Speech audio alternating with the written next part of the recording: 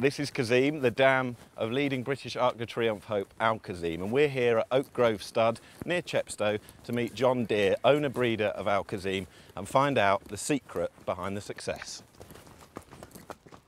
So John, we're here at Oak Grove Farm Stud, and this is where it all began for Al Kazeem a few years ago. Yes, indeed. I've been here about 14 years, and I've been delighted with the place. Talking about some of the horses that you've had here, you've owned and bred a couple of Group 1 winners. Yes, I bred Patavalion and Avonbridge, both won Group 1 races, and I've been very proud of them. Both of those Group 1 wins were on Arc Day at Longchamp. Both won the Prix de l'Abbé, 2 years apart though. How special were they? Well, they were very special, and I'm waiting for the third. Let's talk about some of the breeding operations you've got here. Avonbridge is obviously the only stallion. How many mares would you have here? We've got about 28, and we'll probably sell 3 in December and pension off 2, and I'll probably be looking for another 2 to send to Al Kazeem.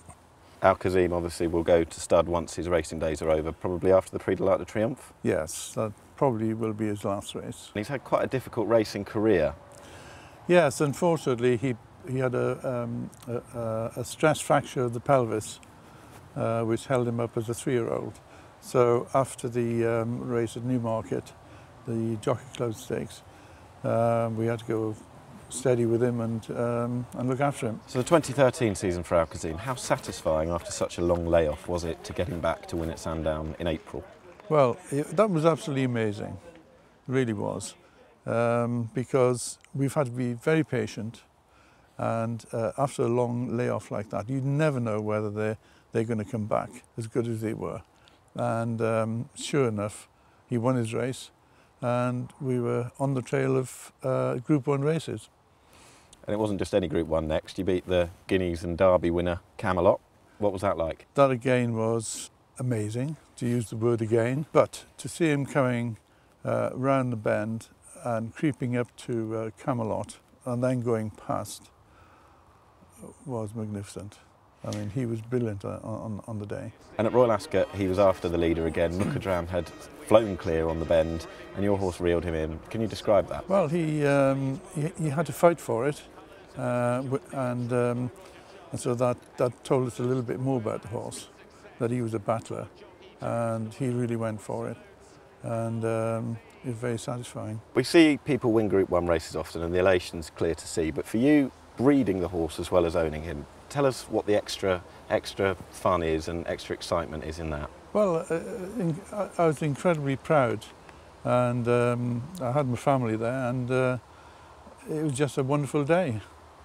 And what about collecting the trophy from the Prince of Wales himself? I suppose I was maybe the only guy that's collected such a trophy with wearing sandals. It so happened that I had gout and I wasn't able to wear my normal shoes. Well, the summer wasn't finished at all. It was then on to Sandown for the Coral Eclipse, and he was exceptional that day. Coming around the bend, he was cruising, and it was a bit of a surprise when the leading horse sort of took off, but we managed to catch him. Now that was 3 successive 10-furlong Group 1s, but in all of the race comments it seems like he's staying on well at the end, so the trip surely at Longchamp, 12 furlongs, should that be an issue? I wouldn't have thought so, no, because as a 3-year-old he won the race at Newmarket I think the ground was soft, or good to soft, and he won it easily. And tell us whether you think it's notable that all of those wins were recorded on right-handed tracks, which of course Longchamp is. I suppose every horse has a preference. That's the way he likes going around the track. And since the Coral Eclipse, Al Kazeem's been beaten twice, but in the press this week, Roger Charlton's been incredibly bullish about his preparation for the Arc. Is that something you can shed light on? Well, we went down last week to see him on the gallops. He worked really well, and I believe his preparation, well, has been perfect. And this Sunday, the Prix de l'Arc de Triomphe, you have owned and bred the leading hope for Britain in that race. What does that mean to you? It's amazing, really. I wouldn't have believed it 12 months ago.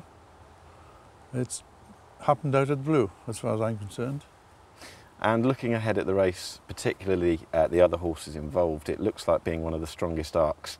We'll need, I think, all the luck that's going to win it, but there's no reason at all why he shouldn't be in the first 3 or 4. And once his racing days are over, can you tell us a bit more about what's next for him?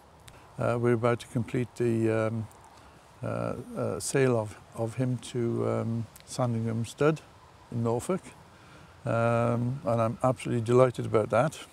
So 3 different Group 1 winners already bred here. Can you tell us a little bit about the secret to your success? I have some, obviously, some nice mares. I've sent them to good stallions. From then on, it's pure luck. You can, what do they say? You send the best to the best and you hope for the best, and that's just about it. Sums it up nicely.